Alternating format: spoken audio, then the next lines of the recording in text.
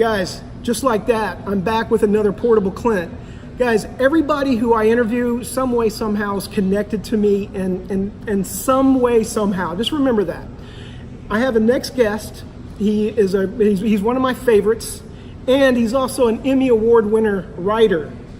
Get in here, Sebastian Jones. Hey! Hey, Sebastian, how are you? I'm good, thank you. Fantastic. Sebastian Jones, I'm going to start in the middle just for a second. All right. But you are an Emmy Award winner for writing Friends. That's correct. Okay, now we're going to go all the way back. Okay. Just to clarify. Just to clarify. I was a writer on Friends, and the show won Best Show. No, you won. I did not. You won. An Emmy for Best Writer. Okay. Well, you're still an Emmy Award winner, though, right? I have an Emmy. Yeah. Okay. Show off. Okay. Here's the deal, Sebastian. When did you first think about moving to Hollywood? I think it was. I went to college. I grew up in Seattle. Okay. And I went to college in Seattle. And I think I very quickly realized I missed an opportunity. Like, I think college is a time where you're supposed to get away from your home, right? Sure. And I had two friends that didn't go to college. They came down here, and they're going to be actors. And are they still here, by the way? They're still here. Neither of them are acting. Okay. They're doing fine. Okay. Actually, one of them is here, and the other one, he went back to Seattle. But they just, when I graduated college, my parents, their gift to me, my graduation gift was a one-way ticket to Europe. And I backpacked around Europe and did that whole thing. And when it was time to come back, I had a credit card, a maxed out credit card, and all I could afford was a ticket to New York or LA. Okay. And I knew those two guys were here. So I'm like, I've never been to LA, I'll go there, blah, blah, blah. And so I called them up when I got to town, can I sleep on your floor? And they said, listen, we are getting a new apartment. It's a 3-bedroom. Do you want to move here? Perfect timing. And I said, if you get me a job, I will move here. And so they got me a job on a dog food commercial that lasted exactly 24 hours. Okay, was it a job that you think was going to go on further, or was it just 24 hours because that was just the gig? That was the gig, but they met their part of the obligation. Like, hey, we got you the job, and I'd already signed the lease. So I'm like, I basically that was the sort of moment I should have had when I was 17, like going off to college. Sure. Now I'm in a new town trying to figure it out. So back home, before you did all of this, were you writing stuff back then? No. Nothing? No. Okay, so you move out here. Tell me how you just start picking up a pencil. Yeah, it took a while. I did a number of different jobs. I did all kinds of production jobs. You were a set dresser. I was a set dresser. You have one credit for set dressing. That's true. I was going to make the whole thing about that. You could actually, that was actually a movie called Live Wire. Okay. Starring Pierce Brosnan. Okay. And we did this big shoot downtown with there's a whole conceit where the people, the senators, they drink water and they blow up. They turn into bombs. Terrible movie. Yeah. But at one point, really? At one point, Pierce Brosnan had to leave. It was like, we need someone Pierce Brosnan's height. Is anybody here 6 foot? I'm like, I'm 6 foot. Like, okay, perfect. And so there's a scene in Livewire where I'm running through this crowded area and there's a kid with some balloons, and I pick up the kid and push him to the side. It's supposed to be Pierce Brosnan, but from behind, it's actually me. Okay, well, noted. Noted. Okay, so let's go back to you picking up a pencil and paper. Okay. So I worked a variety of jobs. I did all kinds of production jobs. I did a lot of production coordinating. I did a lot of HBO comedy specials. I worked with Dennis Miller, Bob Saget, Richard Lewis, all these guys. And I was terrible at it. I would forget to get people coffee. I would lose contracts. I was just miserable at it. I mean, forgetting coffee, that's big. No, that's like the one thing. Yeah, that's the one thing. Oh my God. I still get sort of chills of waking up at 4 a.m. realizing, who's getting coffee? Oh, and this is before Starbucks was everywhere. So. Sure. So I ended up getting a job. I sort of bounced around from various things, and I had a producer sort of pulled me aside because I started doing art department stuff. Okay. I really, it would sort of fit, I know how to load a truck, I know how to do that stuff. And he pulled me aside, he's like, Sebastian, you are right here in the art department, and if you work really hard, you'll get right there, and that's the top. But if you choose something else, you can, Why do you think he pulled you aside to tell you that? Why think he knew I think I made him laugh a couple times, and I think he knew. I think he sort of saw something in me that I. That's great. Yeah, that's awesome. It was a great thing to hear. Yeah. Are you still friends with that guy today? I am not. I should look him up. Yeah, look them up. I will. You should check them out. Okay, go ahead. Go ahead. So I ended up getting a job on a show called Dream On.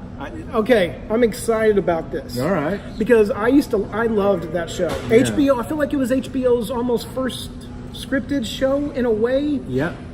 Okay, go ahead. I didn't mean to cut you off. I just got excited. There's a couple that. interesting things about Dream On because they that was a place where they wrote, shot, edited, built the sets, everything in these warehouses out in like off Roscoe Boulevard. Sure, 170. yeah. Like sort of a down and dirty production. And actually, I remember actually I wasn't there.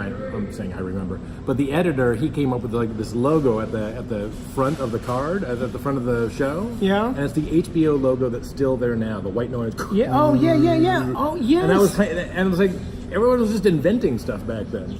Wow, yeah, man. So that was a cool place, and like John Landis was there, and you'd also have like David Bowie came through, all these actors, and it's like it was kind of a cool, like, hey, we're putting on a show kind of place. But for me, my job was a researcher, which was a cool job because the premise of the show is a guy was brought up in front of the television, and now as an adult, anytime he thinks or imagines something, it's a clip from an old movie. Yeah, which is just great. It's great, and so my job was to watch like 1,200 movies. Wait a second, so you are responsible for my favorite part of it, which was those old clips. Yeah. Wow. Sebastian. Well, there's a bunch of us. Like I can't take full. Still, yeah. You got to start taking credit, man. Even if it's I invented wrong black or and white false. movies. Okay. And that was the first place I saw a writer's room. Okay. Which, if you haven't seen a writer's room, in its perfect form, it is a big long table with lots of snacks, and it's 12, sometimes more, sometimes less, usually less now. Very funny people, all trying to one-up each other and crack each other up. Okay. And I'm like, now that job makes sense. Yeah. So then that became the goal of like, I want to do that. Okay. And so then... Was this the first time in life that something really clicked with you? Possibly. Yeah, I mean, like, drinking beer clicked. Sure. Well, yeah. You know. But you know, like, for a future, like, yeah, this is something that, Yeah, it sort of felt like, okay, because that was also back in the day. This is the mid-'90s, and TV writers are like, you know, there were always more seats at the table, and people were getting these $1 million deals. It's like, oh, look who just showed up in that nice car. It's like, he did that writing? You know, it's like, okay. So it sort of felt like this is something I could see myself doing. I'm right next to it. I think I can do this, and this could be like something resembling a career, you know? Okay. So yeah, then it became the process back in the day, and I think it's still kind of true. You write spec scripts, and that's how you prove you can be a writer. And so I wrote a very short, terrible spec script. For what show? Because you always base it on a current show. That was right. Back then, that was you write it for an existing show. So I wrote an episode of Dream On, and before I showed it to the writers, there was a writer's assistant who we were friendly. I'm like, hey, you want to read my script? He goes, yeah. You want to read mine? I'm like, sure. So I read his, and his was like a perfect a watch. You know, it was like all these pieces sort of fit together. It wasn't all that funny. Mine was just a bunch of gags that made no sense. And I think we both sort of hey, what if instead of you giving me notes, what if we just write a script? So you were like peanut butter and chocolate. We were like peanut butter and chocolate. Peanut butter and jelly? Well, I was thinking of Reese's Pieces. So. Oh, okay, all right, yeah. And so this is we're just so lucky. Around that time, he left Dream On to go on the new show that Marta and David were creating, which was Friends. He was the writer's assistant the first year of Friends. Okay. And so he said, what if instead of writing a spec script for Dream On, the show that's in its probably 6th season at that point, there's this new show, it's pretty funny, let's write a spec of Friends. Okay, now did people know about Friends at this point yet? Had it been released? It had been released, because it took us forever to do this, write our first spec, but I believe, my understanding of the trajectory of Friends, the first year it did okay, and then in the summer after the first season, the reruns totally took off. Okay. And so when the second season came around, it was a hit. Okay. And so we wrote a spec script that got us a job the second season. How did it get you a job? Because people read and go, okay, this is a great script. You come aboard? Yeah. I mean, is it just that simple? Again, I think it was a little easier back then. Man, my hair is kind of a... No, it's great, man. I love it. Look at you. About that. Marta and David, who ran the show, they were very generous, and there used to be a rule. And we see those names every time at the beginning of Friends. Exactly. They created it. They're super talented, super generous people. And back then, there was a rule for the WGA. I don't know if it still exists, but if you had a full season of a show, 24 episodes, you had to give at least 2 scripts to outside writers. Okay. And that was generally how people get their first jobs.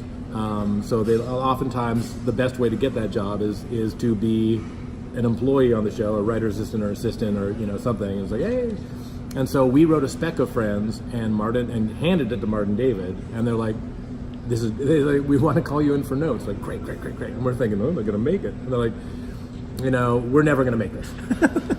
And then they started giving us notes, blah, blah, blah, blah, the opening, and just, they're very thoughtful, like they'd spent time with it. And they said, but the most important thing is you've proven you can write, and we would like you to write an episode this season. I was like, oh, so good. Okay. And so they were you flipping out in life? I mean, were you the happiest you'd ever been at this point, hearing those words? Because it had been probably a year and a half of writing this spec script of, because we were both working tremendous hours at our day jobs or whatever. And so we'd meet every Sunday. And poor Brian, he would have to, he was working insane hours at the show. And then on Sundays, like, hey, and I'd come in and was like, hey, what if, is the guy's name Joey? Yeah, what if Joey does this? He's like, no, we did a story like that, we threw it out. Okay. So it took us forever to sort of get this thing done. And how many pages? Like 30, 35, how many pages? That sounds about right. So 35 pages, it took you a year and a half. I mean, it shows you how it's not an easy job. No. Okay. And it's like one of those things, like nobody really cares if you finish a spec script or not. So it becomes like a sort of, that's when it was great for me and I think Brian to have a partner. Yeah. Like on Sunday's the last thing you want to do, but I was like, dude, we got to do this. Actually, more often he'd be saying to me, dude, we got to do this. But yeah, so there's that hard work, or just that sort of those long hours of writing a spec script, and then so they invited us in, and this is unusual too. They said, we're towards the end of the second season, and sitcoms they usually run out of ideas. After the second season, you're saying? About 3/4 of the way through the season.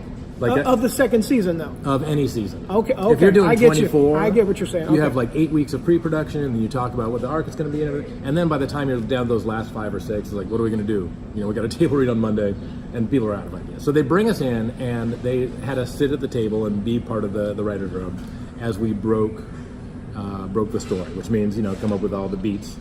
And Friends had the A, B, and C story. So it's like the A story, the big emotional story, B, small story.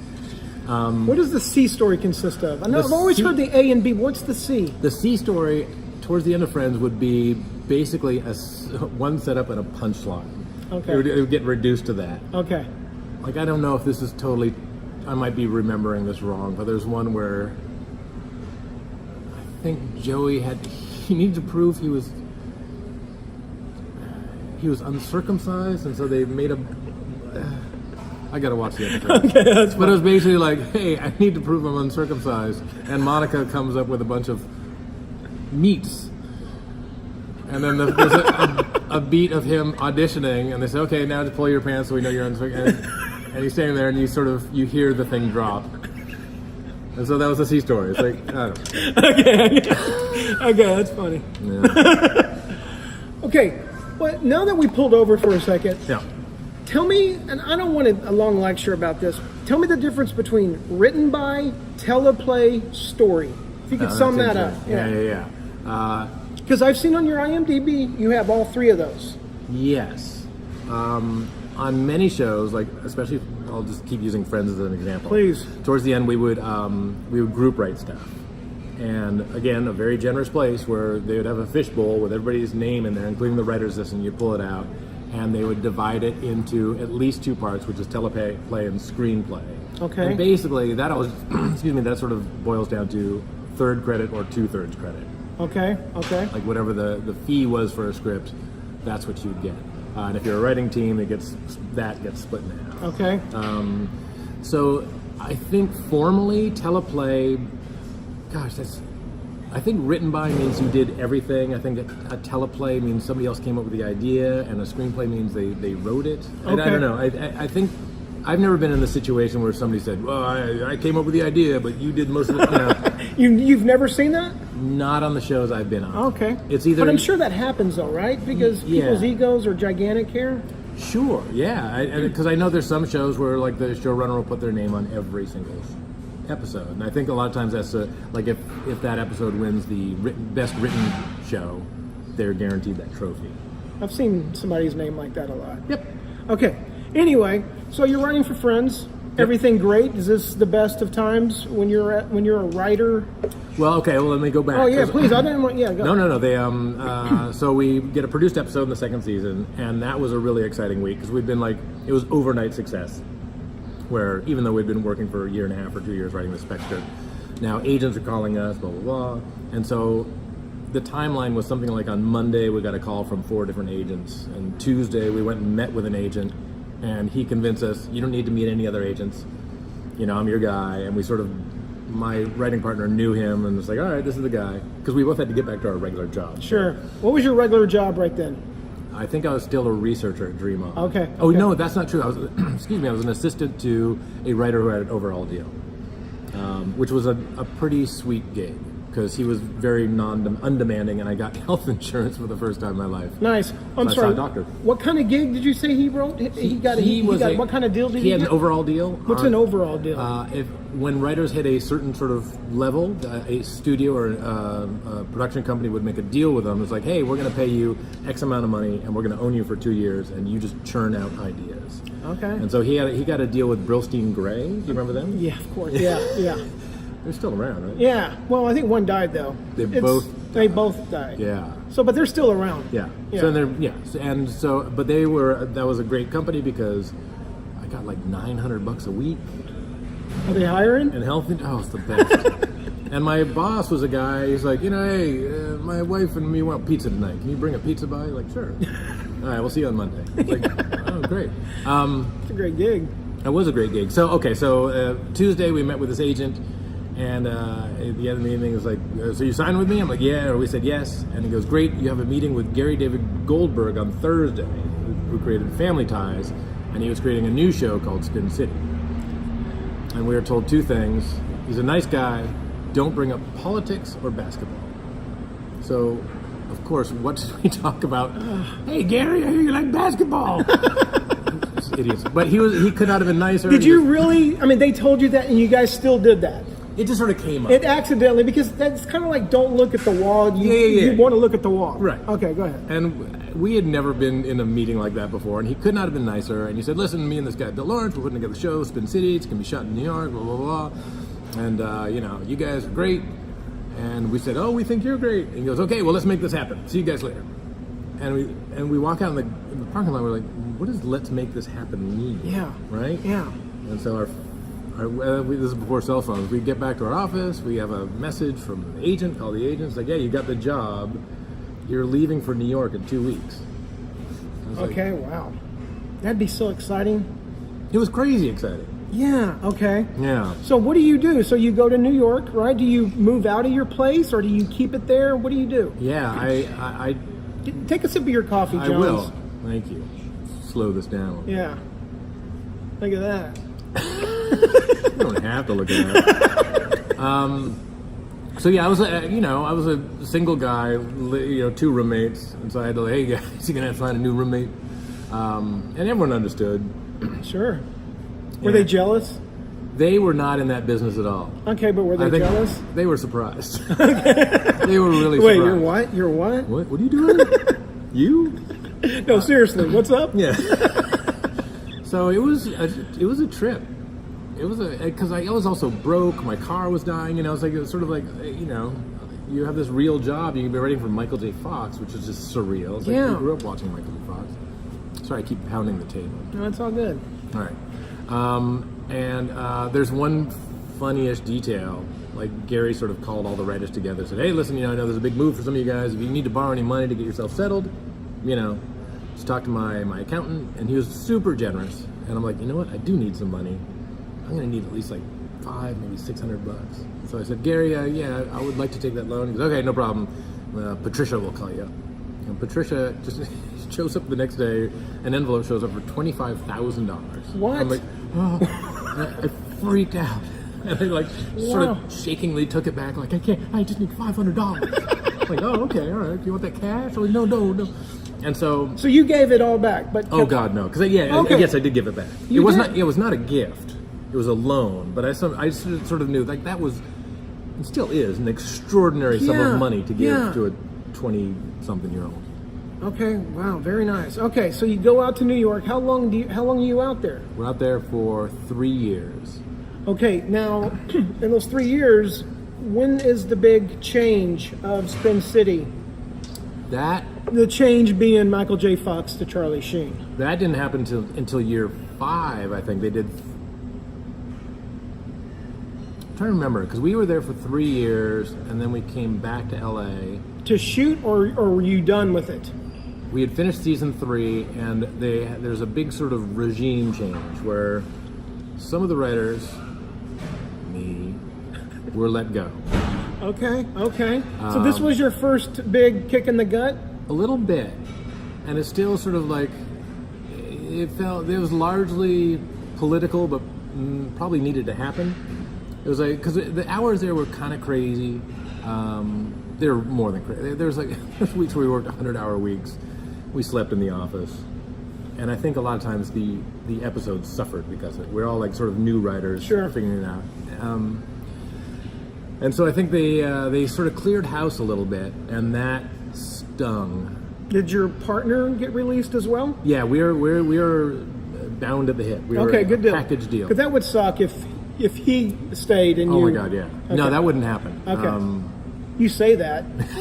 It probably happens all the time. Right, exactly. Yeah. So we came back to LA, and it wasn't too difficult to land our next job. Which was what? A show called Stark Raving Mad. Okay, Stark Raving Mad. I want to talk to you about that for a second. Right. That's a great cast. Yep. Tony Shalhoub. Yep. And another Patrick Harris. Neil Patrick Harris, that's right. Okay. And you have a credit on that. You acted in that. You did an episode of that. I don't think so. You did. True Jackson, right? True Jackson. Oh, I'm sorry. I jumped the gun. Dang it. Yeah. Sorry, guys. It's okay. We'll get to it. All right. So that's a good story. Okay, good deal. It's not a good story. Okay. It's a story that will be told, though. Okay. So you do work on that, Stark Raving Mad. Yep. For how long? That was 1 year. That we just did one season of that show, and it was a. This was after Wings, right? For Tony Shalhoub, or did Tony Shalhoub go to this to Wings? No, it was after Wings. Okay. And it was interesting. The one sort of interesting thing is the premise of the show was Tony Shalhoub was like this sort of wild man writer who he couldn't get his second book done. He was just like too iconoclastic or something. And Neil Patrick Harris was the very particular, was it like ADD book editor who's brought in to sort of get the book out of him, right? Right. And so basically, the show didn't quite work, but then Tony Shalhoub went off to do Monk, sort of playing the opposite character, playing that guy. Yeah, I was going to say that. Patrick Harris went on to do How I Met Your Mother, where he got to play the wild man. Yeah, so it was like, we had it 100% backwards. Okay, so you do that for a year. For a year, and I met my wife there. Okay, how did you meet your wife there? She was working with Tony Shalhoub at the time. Doing what? She was his assistant. Okay. And she had just moved out from Chicago, so we got to know each other, started dating, and all that kind of stuff. So even though that show was not, like, it didn't go anywhere, I met some very nice people there, including my wife. Great. And so that's always nice. Great. Yeah. Okay, so that comes to an end. Are you bummed out when that came to an end? Not really, because that was also, like, every show has its own sort of environment.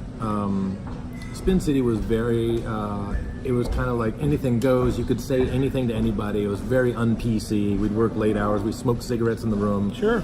A lot of drinking. Stark Raving Mad, a lot of the head people were from the Frasier camp. And that's a place where you show up and you don't share personal stories. And you get down to work at 10:15 and you work till 6:15. And you take, it's very sort of precise.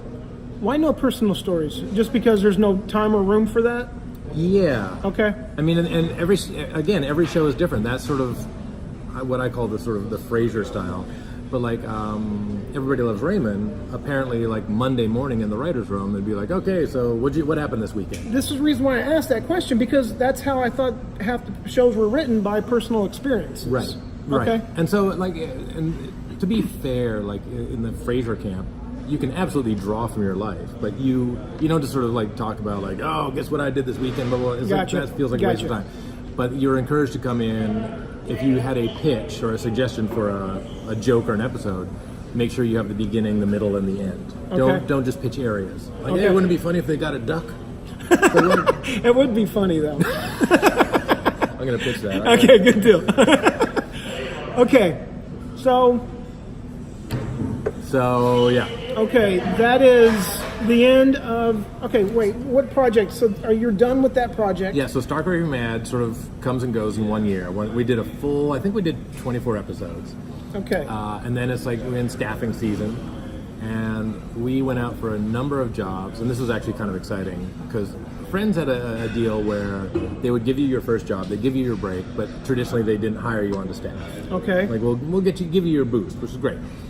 So we went out there in the world, and then we had an interview on Friends because some position cleared up, and so me and Brian went in there and interviewed with them, and then we were going around to other interviews, and I remember we went to, gosh, I could remember if I thought about it, but we went to some interview, and we're sort of waiting in the lobby for a long time, and then we get into to meet the woman, and she goes, so, why are you here? I'm like, what do you mean? She's like, you haven't talked to your agent, have you? I'm like, no, call your agent. Oh man. So we call, I was like, oh, you got Friends. And so that was like, oh shit, all right. So we're not going to take this meeting because we're going to take that job. So we got hired onto the 7th, which was supposed to be the last season of Friends. Okay. And then stayed on for the last 4. They did 4 more seasons. Okay, tell me about when you got the show got nominated for Best Television Show. Yes.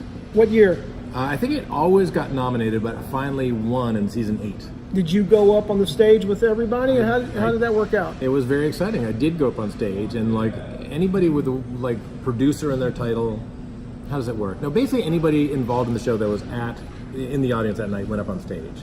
So it's mostly the writers, some of like the editors and all the producers and the actors, right? And so the 3, like Marta, David, and Kevin went to the microphone, and then everyone else just forms a semicircle around them. And I sort of planted myself. I'm trying to find my girlfriend out there, and I sort of, this arm goes around my waist, and I'm like, oh, it's Jennifer Aniston, who I've never met. Really? You've been working for her with them for how long? 4 years. 4 years, and you never met Jennifer Aniston? Never introduced. Okay. Wow. Okay. And that is also like every show has its own culture, right? Yeah. And that I kind of understood it. Like those people were such big stars, like they couldn't really exit the stage without people mobbing them, right? Okay, but still. And the last thing they wanted to, but like Michael J. Fox, he was a guy he would have us up to his house and like hang out. Like every show has its own thing. Yeah. And I think it, for whatever reason, that worked for Friends. Okay, so Jennifer Aniston puts her arm around your waist. Yep, and at the same time, I remember this very clearly. More than the birth of my children, I made eye contact with Brad Pitt. I was looking at us, I'm like, oh, this is, and I noticed. And there's like, it's a very exciting time, and then Jennifer Aniston sort of like does a double take, and like, I think she thought I was somebody else. And sort of, but I was just like, yeah, you can't take it back. You did it, you did it. That's funny, Jones. And then you go backstage, and there's all the cameras popping, and you know, you've seen this, right? The wall of photographers. Yeah. And then they say, how about one without the writers? And the writers clear out, and then that's the shot they want. So it's like a very quick lesson in like, yeah, nobody cares about you. Okay. Anything else about Friends before we move on? Okay. That is it. How many years altogether again? 4 years plus the very first episode in the second season. Okay, one last thing about it. It's amazing how much heat that show still has right now, like on Netflix. Yeah. Like my kids have found it, and they like it. Yeah, it's just amazing. Okay. Yeah. So that show comes to an end. Yep. Then are you looking for work, or does work find you? Work mostly finds me. That was the time me and my writing partner split up at that point. Okay. I won't get into that, but does that happen a lot? Writers break up, go different? Yeah, because I mean, it wasn't super dramatic or anything. He was more interested in writing dramas. I needed to be dramatic for the camera. Okay. Okay, go ahead. No, he wanted to write dramas. He was like a little bit tired of the sort of sitcom rhythms. He kept having this recurring dream where he was handed a laugh track, and he had to write the jokes, and there had to be 3 jokes per page. And it's like, well, you didn't earn that laugh right there. Oh, wow. And so, yeah. Okay. So, tell me how True Jackson finds you. Oh, so I worked on a number of shows, and I was working on a show called My Boys. Okay, wait, I thought True Jackson came before My Boys? No. Okay, so I'm sorry, let's go back. So Okay. My Boys happens, and they find you from My Boys. Actually, I think the next show I worked on was called Hot Properties. I don't know about this one. That was Sofia Vergara, Okay. and there's a bunch of people on it. It was like it was an ABC show that just went for one season. It was a lot of fun, but it just didn't, Okay. You've been on shows that don't go, right? Sure, yeah. And then I think after that I went to My Boys. Mike Bunin, Yep. actor, Yep. great guy. Yep. I'm going to have him on this show. He's Oh, yeah, awesome. absolutely, Yeah. yeah. That was a sweet gig. That was for TBS, right? Yes. Did you have a lot of more freedom over at TBS than you did at NBC? Probably, but it also, I think my contact with, my experience at work, again, came from the showrunner, who was Betsy Thomas, who was very inclusive. I think, she sort of came from that Chicago improv background, very yes and so the hours were good. We'd send pages down to the stage, and, we'd have the actors, and it was the first time I'd done single camera, which is, I don't know if you've talked about that, the differences there. But a lot of times you're like, okay, we'll do a couple is written, and then you guys can play, the actors can play on a take. And oftentimes those were the funniest takes. I bet. Because those actors were they were fantastic. Yeah, that was a good crew you had. Yeah, it was really, I'm still very fond of all those people. It was a great working experience. Okay, so you do that. And then I was very lucky because that was the first time I'd been on a show that we didn't really do full seasons. We did 12 or 13. And so that, that's like 5 or 6 months work. And then it just so happened, my friend Andy Gordon was doing a show called True Jackson in the same building on the same lot. Okay. And so I finished up, and he goes, "Hey, do you want to write an episode?" I'm like, "Sure." He goes, "Do you want to write on the show?" And he sort of paid me. It was a kids show, so he didn't have a huge budget or anything. So I did some work on that. But he was also very big on getting writers to be actors in the show. Okay. So this was the first time. Oh my God, we've been talking for 32 No, we're minutes. good. We're good. Go. Okay.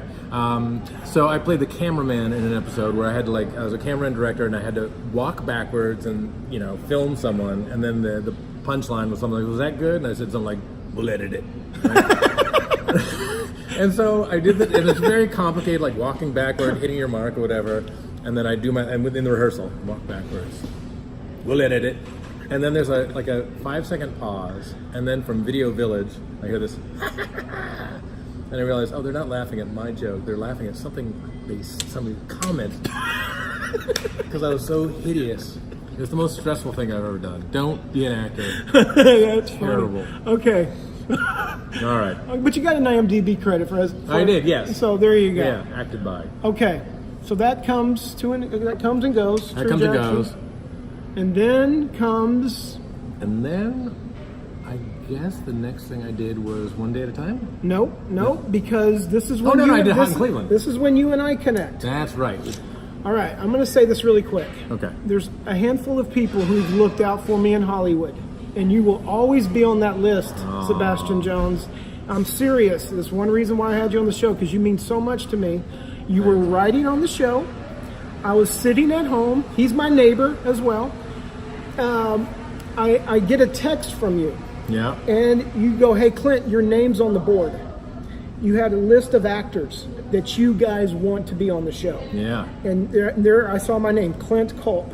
I'm like, Jones, that's great. Yeah, right. That's going to happen. That's going to happen. Yeah. So one day I'm driving around, and all of a sudden my agent goes, "Hey, Clint, you just booked top of show, guest star. You're working all week for Hot in Cleveland." Great. And I'm what? No audition? No, you're hired. Wow. So I show up, and who do I get to work with other than you, which is fantastic? Betty White. Yep.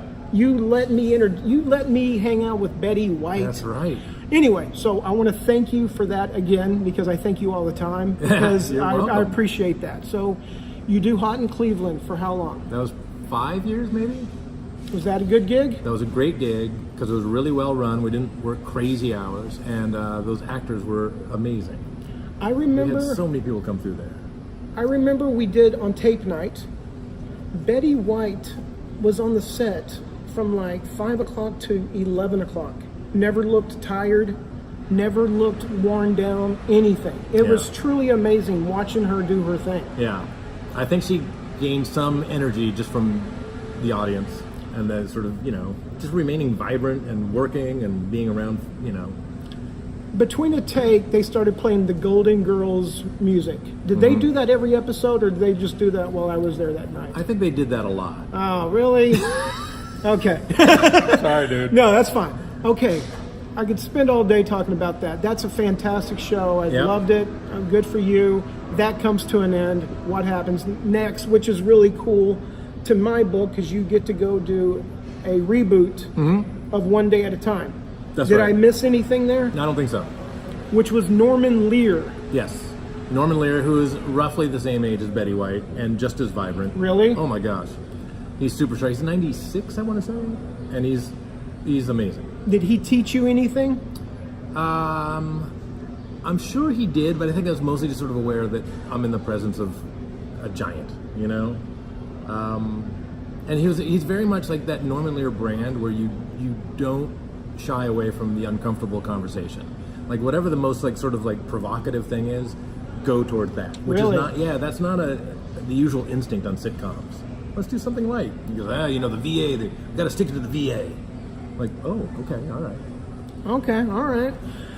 Well, Jones, you've had a great career out here for not knowing this is what you wanted to do. Are you firing me? You're fired. All right. No, we're coming to an end, so I'm going to start winding down. All right.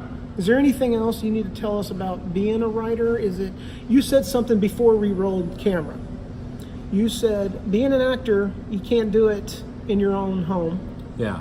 but you can be a writer in your own home. Yeah, no matter what happens career-wise, I always have the ability to sit down on my computer and create new content. And that has become sort of increasingly important just for maintaining my sanity. I read one of your scripts. It's the one you wrote about Will Ferrell. Well, you say Will Ferrell, not necessarily he was connected to it. Yes. What's that one called? The pilot, he was a... It was actually a screenplay called My Own Worst Enemy. Yes. You're one of 3 people to have read that. Well, okay, but see, I'm baffled, and I'm going to end on this. All right. Why... I've only one of 3 people, and I loved the script. So Yeah. why only one of 3 people have read that, and I read that 10 years ago? I don't know the mechanism for getting a screenplay out in the world. I gave it to my agency at the time, and they didn't have much of a movie department. So yeah, this is funny.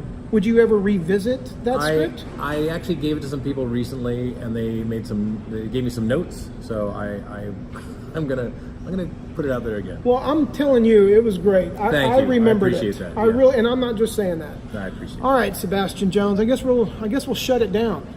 it. Yeah. Sebastian, I appreciate you coming here, dude. Thank you doing for this having with me. I didn't get to praise you enough. Oh, no, listen. I'm a big fan of yours. Well, thank you. You know that, right? Yes, I do. Thank you. You know what? Can I tell you what else? One last thing. Yeah. Simple, period, life, period. Wait, I'm saying this wrong. Your wife, Corey Simple Jones. life things. Simple, but it's simple, period, life, period, things, I think, on Instagram. Yeah.